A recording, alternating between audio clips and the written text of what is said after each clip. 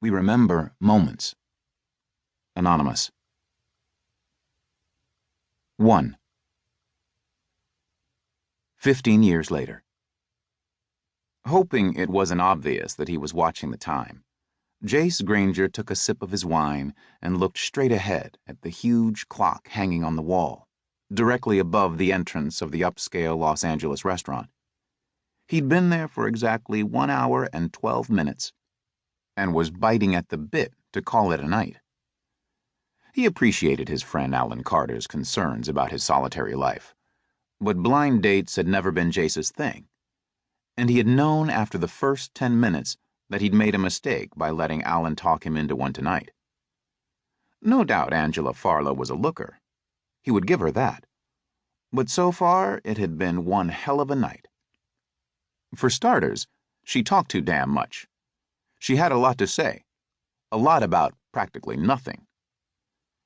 Jace took another sip of his wine and listened, or at least pretended to do so.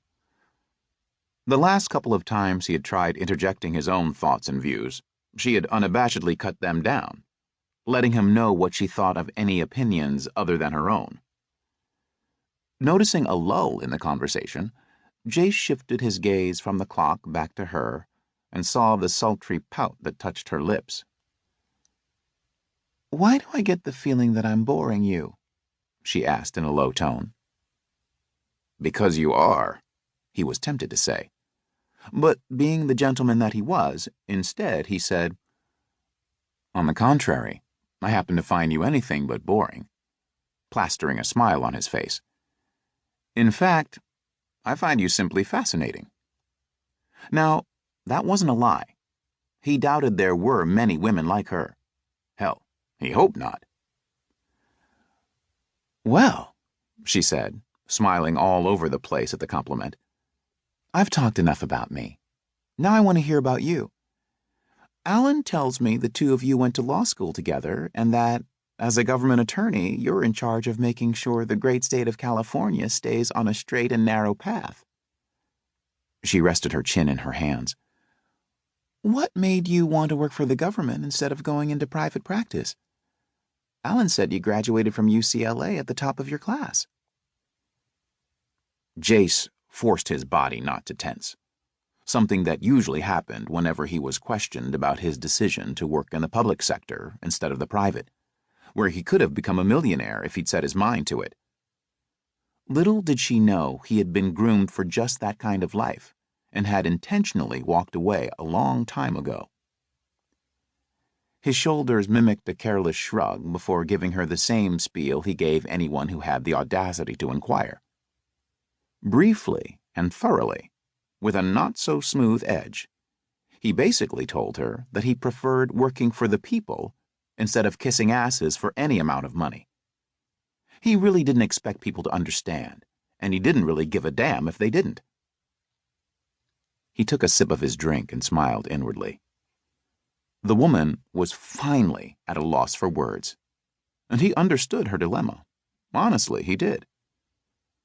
She thought the same way his ex-wife did.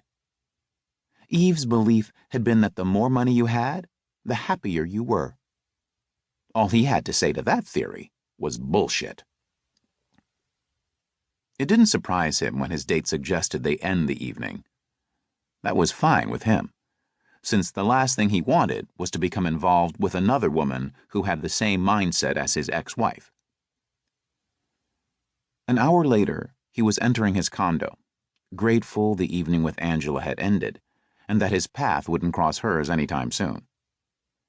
He figured she was probably on the phone with Alan at that very moment, giving him a piece of her mind about setting her up on a blind date with a man who, evidently, hadn't any plans of making anything of himself. Jace pulled off his jacket and was about to take it to the closet and hang it up when his cell phone rang. He wondered if it was Alan calling him already.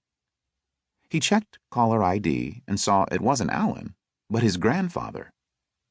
It had to be past midnight in Virginia, and he wondered why the old man was calling so late. "Yes, Granddad?" "Jace?" He frowned. It was not his grandfather's deep, authoritarian voice.